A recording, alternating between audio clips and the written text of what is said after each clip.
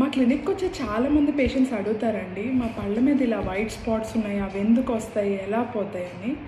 Hi, this is doctor Swapnika from CS dental hospital. దీన్ని molar ఇన్సైజర్ హైపోమినలైజేషన్ అంటారండి, సింపుల్గా MIH.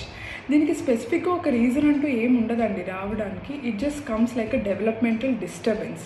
ఈ కండిషన్ యూజువల్గా 14% ఆఫ్ పాపులేషన్లో ఉంటుందండి అవుట్ ఆఫ్ 100. వైట్ స్పాట్స్ అనేవి యూజువల్గా పిల్లల ఫ్రంట్ టీత్ అండ్ దవడ పళ్ళలో ఎక్కువగా కనిపిస్తాయండి. ఇలా వైట్ స్పాట్స్ ఉండడం వల్ల పేషెంట్స్కి చాలా మందికి సెన్సిటివిటీ కానీ, క్యావిటీస్ ఉండడం కానీ, అండ్ ఈస్థెటికల్గా చూడడానికి కూడా అందంగా ఉండవు అనమాట. సెన్సిటివిటీ అది రాకుండా ఫ్లోరైడ్ వార్నిషెస్ పెట్టడం, సెన్సిటివిటీ పేస్ట్ వాడడం, క్యావిటీస్ ఉంటే ఫిల్లింగ్స్ పెట్టుకోవడం. సో ఈస్థెటిక్ కన్సర్న్స్ ఉన్న వాళ్ళకి పెద్దయ్యాక సిరామిక్ ఆర్ కాంపోజిట్ వెనియర్స్ కానీ, క్యాప్స్ కానీ వేస్తాం. Thank you.